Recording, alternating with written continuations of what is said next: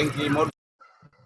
Kapolda Bangka Belitung Irjen Pol Yan Sultra melakukan inspeksi mendadak ke sejumlah stasiun pengisian bahan bakar umum di Kota Pangkal Pinang, Provinsi Bangka Belitung pada Kamis 25 Agustus pagi. Sejumlah tempat yang didatangi Kapolda dari SPBU Citraland, Bacang, Keramat, Jalan Selan, dan Kejora.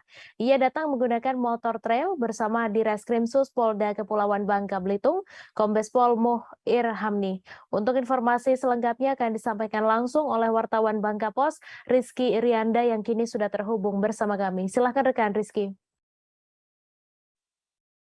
Iya, Mei. Kemarin Kapolda Bangka Belitung, Irjen Pol Yan Sultra, melakukan sidak ke beberapa SBU di Kota Pangkal Pinang.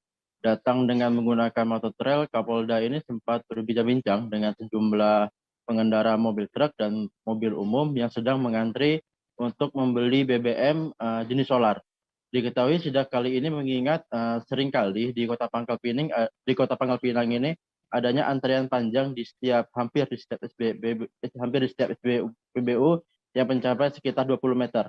Dalam sidak kali ini Kapolda ini juga mengindikasikan adanya modus atau aksi nakal yang dilakukan oleh para sopir atau pengirit ini.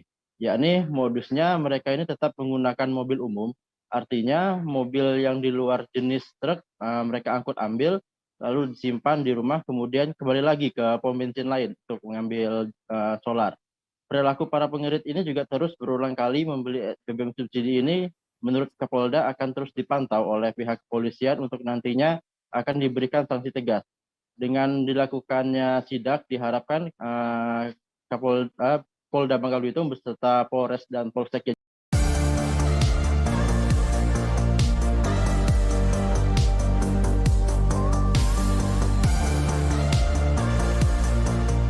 Think Kia Carens. Kia, movement that inspires. Jajaran terus setiap hari melakukan penertiban antrian di SPBU sehingga tidak hanya kemarin saja. Sementara itu sebelumnya juga aparat polisian ini juga sempat berhasil mengamankan 4 orang atau preman yang kerap melakukan pungutan liar kepada para sopir. Hal inilah yang membuat Polda Bangka Belitung juga memfokuskan terhadap SPBU di Kota Pangkal Pinang ini guna memberikan kenyamanan bagi masyarakat. Demikian, Mei.